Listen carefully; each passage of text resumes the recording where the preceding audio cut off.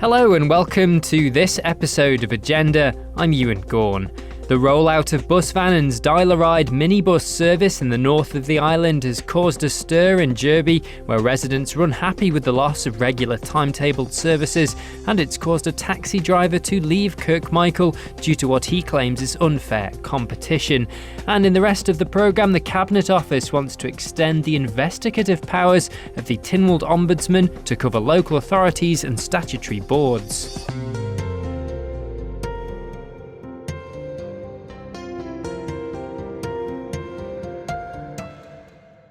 Jurby residents claim the rollout of government's dial-a-ride service is isolating the community and want to see the return of regular timetabled buses in the village. That's according to those who attended a public meeting last week to give local politicians feedback on the demand-responsive transport. It was launched in April to replace the scheduled buses at off-peak times as part of Bus Vannin's Connect Villages service for communities in the north. These people at the meeting were not impressed with how this new system of transport was operating. It's isolating our community in the fact that now, instead of being able to impulsively take my grandson out, I have to plan a week or a day or 3 or 4 days in advance, and if the weather's bad, you've got a day out with nowhere to go. Also, it is being used as Ramsey's skipper, not a community, not for Jurby, Andreas and Bride like we were told it would be. It's nothing like the service we were told. Would you want it to be changed to make it better, or do you just want to go back to how things were with the older buses? I'd rather go back to the old service, even if it was every 2 hours, not every hour. These minibuses are so cramped inside. If you get on with 2 bags of shopping, you've got nowhere to put it because there's no room by your feet. The seats are literally smaller than these orange ones that you can see, so you're all squashed in.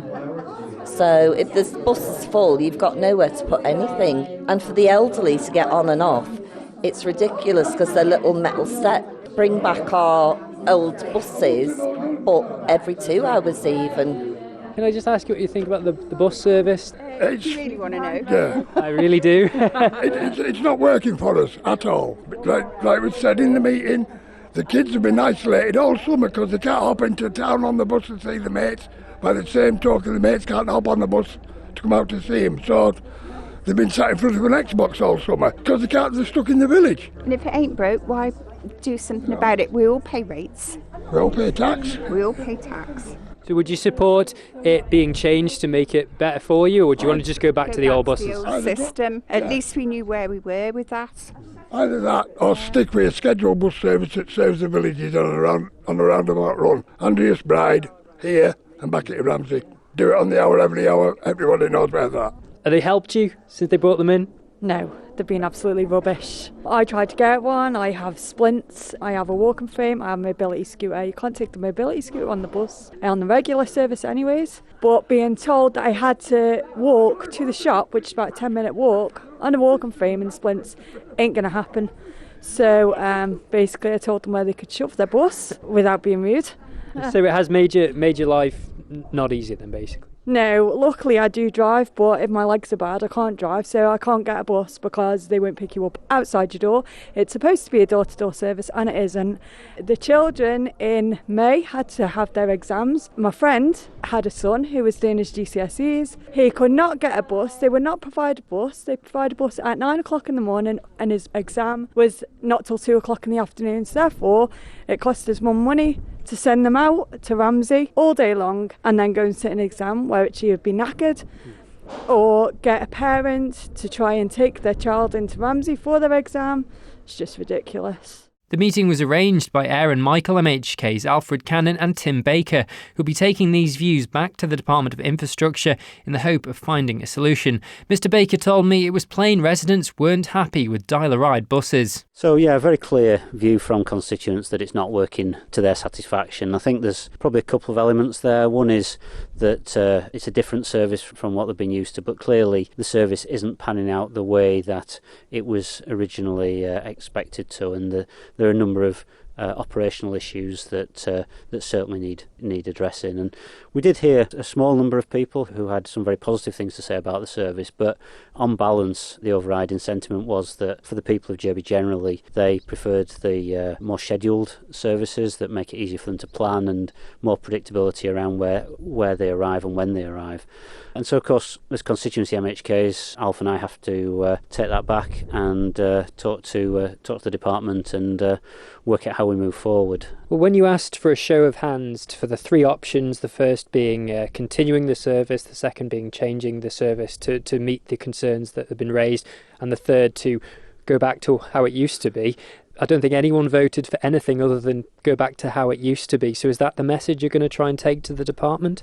We do need to take that message that we need to have a much more of a schedule-based solution for people. I think that we shouldn't throw out the concept of demand-responsive transport, because clearly it is working in some parts of the island. Certainly other constituents and other parts of Kirk Michael are actually very positive about it, but clearly it isn't working for the people of Jurby. And I think what my take on it is that the journeys that are made in Jurby are more journeys of necessity. We heard very much about people taking journeys to and from work by bus, doctor's appointments, connecting to other services to take them elsewhere on the island. And those are journeys that actually often may not be so easy to plan in advance, and also it may not be easy to accommodate slippages in arrival times, for instance. I mean, clearly if you need to be at work or get home from work, that you've got fixed schedules to work to. So I think the service needs to reflect the needs of the population that are using it. But as a responsive service, with responsive being really highlighted in all the PR around this, shouldn't that be how it works and meet people's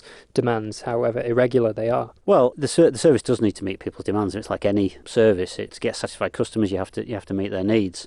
But to do that, you have to clearly understand the needs. And it's clear from the conversation tonight that the needs here are different from other areas where demand-responsive transport has been rolled out. So what we're hearing is that in the Jurby context, as it is now, it isn't working, and we need to do something about that. As constituency MHKs, we need to clearly feed that back. It was very helpful to have Bus Vannin here to listen and to get that feedback direct.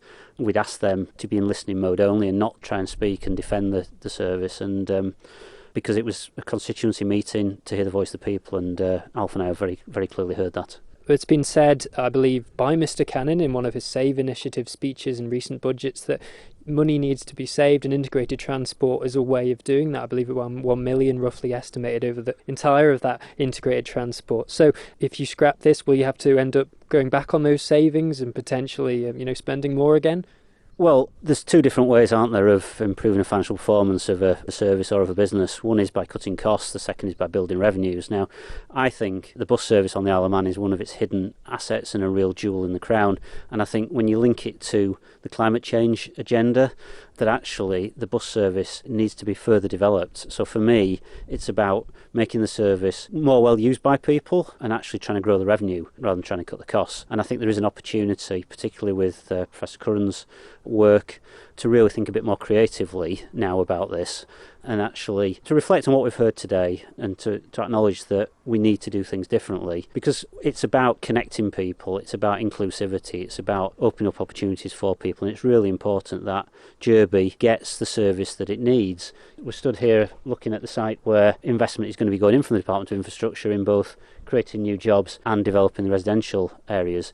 And clearly, to do that, we need to provide in the right services so that people want to live here and they can get here. So to do that, we need to think differently. But the cynical amongst the residents suggested this is about cost and Jurby is the first to go when it comes to services. There was that sense, and I think unfortunately there's some history around this area where people of Jurby haven't been well served in the past by some of the government's decisions, and there is a feeling of disenfranchisement and that Jurby has had the rough end of the stick. And as the constituency MHK, I'm committed to trying to address that. There are some really good things going on in Jurby, and it's about building this community. So unfortunately it takes time to change perceptions, but the commitment is there. We absolutely have to and will do put forward the voices of the people here, and I'm sure that Bus Vannin will be very receptive to that, and we look forward to taking those conversations further over the next days and weeks to really deliver on what we've heard tonight. Aaron Michael, MHK, Tim Baker. Well, a taxi driver says he's been forced out of business in the north of the island by the Dial-A-Ride minibuses. Bus Vannin rolled out the Connect Villages and Ports services last December to replace, as we heard, timetabled buses and provide links to Ronaldsway. Barry Murphy says due to this government competition, it's no longer financially viable for him to provide his private hire pickups in Kirk Michael. He told me he feels unfairly pushed out of the village. I've been running the service for approximately 4 years, and it has been primarily a daytime service only, and I decided I would give it plenty of time to see if I could get the business off the ground. Certainly in the early days it did get off the ground. It got off the ground quite well. As you can well imagine, in Kirk Michael there's a limited population there, but in fairness it took off quite good. You know, we had I had quite a few local runs to do, and that was also backed up by airport runs and Douglas runs and Ramsey runs and other sort of runs. But what's become abundantly clear over the last 12 months is that there's very few long runs now. There's certainly airport runs. They have diminished, and put simply, I cannot really be sitting around my house in Kirk Michael in the daytime waiting for the phone to ring for somebody who wants to go any sort of a reasonable distance. So what I'm saying in effect is I get quite a lot of little runs around there, maybe £3-4 runs, £5 runs, but I can't continue to run a business on the basis of that. I need to get the longer runs, and I ain't getting them anymore. So what's affected the longer runs? Why are they no longer seemingly in demand? I blame two things really, and they're linked. They're linked to the DOI, Bus Vannin. I blame them primarily for just about every single problem that I'm having right now at work. But there's two different types of services that are coming out of Kirk Michael and the north. One is the Connect Ports, which is the service which at the minute is connecting up to the airport, because that was rolled out from Kirk Michael area and the north approximately 9-10 months ago. And the other one is the Connect Villages service, which would be sort of north of Ballaugh, if you like, and runs that would be going in towards the Ramsey area. Could be something going from Kirk Michael in around to Ballaugh area, Sulby area, or wherever, and north of that, and eventually back to Ramsey. So what's become abundantly clear to me is that my purpose up there now seems to be purely and simply runs that are only for £5-6 a go. And the truth is, there simply isn't enough of £5-6 runs in the north of the island for me to sit round all day waiting for the phone to ring. So unfortunately, I have to terminate the business on that basis. So you feel you've been pushed out by the offer of Connect Ports and Connect Villages. Is absolutely. That correct? Yeah, absolutely. With that in mind, were you consulted when those two things were pushed out by the government as a private business owner? I was one of the original objectors to these applications, because I was very aware when these applications came to the RTLC probably 16 months ago now, that they were going to affect Kirk Michael area first. Kirk Michael area was the main area, Kirk Michael, Ballaugh, and anything north of that, Jurby, Ballaugh, Curras, Andreas area. So, you know, I did get involved. I was an objector, and I took my place at the objector table, and I made it clear that this to me was a taxi service. Bus Vannin were operating a taxi service. It was not a regular service like they were calling it. It was a service that has to be booked a day before, a couple of days before. It picks people up at their front door, and it drops people off where they want to go. That's not a regular bus service, in my opinion. That's a taxi service, and that's what I was trying to do in the north, albeit as a private hire service. But two licenses were granted. One was for the Connect Port service, and the other one was for the Connect Villages services, and they were granted for 1 year. And they've been running almost 1 year now, and 1 year when you're sitting at home waiting for the phone to ring for bookings is a long time. And the problem that I have, I don't know whether or not these services are going to be renewed, whether or not these licenses are going to be renewed. At the end of the day, it's the government, and you know, from my experience, the government tends to get what the government wants. So it's unfortunate, and I apologise to any of my customers up there that are going to be affected by this. But you know, I have got a wife and 2 kids to feed, and I simply cannot sit at home waiting for the phone to ring when I know for fact that Bus Vannin are busy up there bringing people all over the island, if you like. Aren't customers always going to choose the best option for them, though? And I suppose Bus Vannin are offering that, and that's maybe what they'll choose over your own services. You make such a good point, a very important point. You see, in life we have to have a function. You know, I have to have a function the same as you have to have a function. We need to feel that whatever we're doing on a daily basis is worthwhile to both to ourselves and to society. And in my opinion, the DOI have taken away my function, not just my function. I mean, I am one of the first people to be affected by all of this because of where I live and because of where I'm based. But eventually this is going to get rolled out island-wide. And I've got in front of me here AD&N 500, which clearly shows that the DOI intend to apply for another 42 operating centres. They've already applied for another 42 operating centres island-wide. And the numbers of minibuses seem to be increasing, gone up to 90 minibuses. So clearly this Style-a-Ride dream is going to expand. But going back to the purpose, my purpose is not simply to be in Kirk Michael waiting for the phone to ring to be bringing people around for £3 or £4. For any business to function, it needs to make profit. And of course, I have no problem with people using whatever service they wish to use. Of course, I don't. That's freedom of choice. But I'm going to say this, Ewan, and I mean this. I don't believe the service to be in compliance with Section 25 of the Road Transport Act. That's what I honestly believe.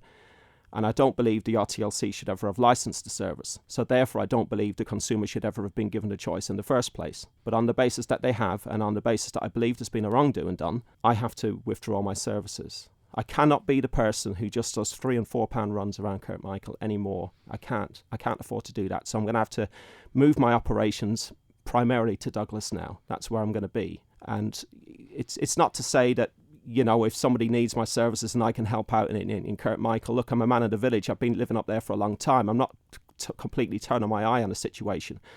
But as far as advertising for business and making promises to try to help in every way I can't do that anymore, I'm afraid. Doesn't this boil down to whether you think the Style-a-Ride service is, as you said, private hire or a replacement for what would have been regular scheduled buses? Because I'm sure the department would argue is we're just replacing one service with another, albeit a slightly different one, and the way you use it is different, but it's the same service we would have been offering with scheduled buses anyway. No, it's a massive difference. There's a huge difference, because I don't want to get too technical on this, but we're coming down to Section 25 of the Road Transport Act, and the DOI are familiar with Section 25 of the Road Transport Act, as indeed are the RTLC, Road Transport Licensing Committee. Taxis and private hire come under a totally different section of the Act. Regular bus services are supposed to go on regular routes, and if they need to take a diversion around a roadblock or a diversion, whatever they need to do, that's what they have to do. But they're supposed to start at A and they're supposed to finish at B. They're not supposed to be driving around the countryside picking people up at their front door and loading bags into their boots of minibuses. That's not what they're supposed to be doing. Personally, if it was a straightforward private hire service, I may not have had such a huge issue with it. But you know what? It also comes down to unfair competition. You see, I've got a gripe here. My money, my taxpayers' money, is being used by the DOI to compete in business against me. But the difference is we're all controlled under the same piece of legislation. They're expected to make a loss. I'm expected to make a profit. The two don't work. They don't work. Well, responding to the concerns of both the Jurby residents and Mr Murphy, the Department of Infrastructure has issued a statement in which it says Connect Villages is not intended to compete with taxi companies which offer a service with no limitations on times, route availability or geographical boundaries. It goes on to say the service is part of an integrated transport strategy designed by the department, supposed to save up to £1 million.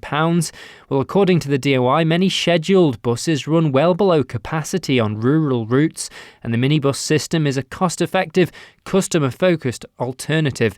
The department makes clear that all feedback on this issue will be taken into account as part of an ongoing review of the service.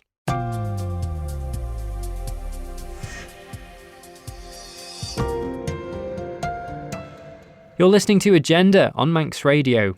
The Cabinet Office wants to extend the investigative powers of the Tynwald ombudsman to cover local authorities and statutory boards. The role was established to investigate complaints from the public against government departments. Well, a consultation is now being held with all the bodies set to be affected by the change to gauge support for broadening the scope of the ombudsman's role. Well, Policy and Reform Minister Chris Thomas discussed this possible extension of the investigative powers with me. 2015-16, there was actually a Tynwald report which said that the local authorities are the ones who needed the ombudsman. If you make a complaint about a local authority, there's nowhere you can go afterwards. So it's been Tynwald policy to extend the ombudsman. That was in my mind when I started the process. We started it where it was easiest, which is on government departments.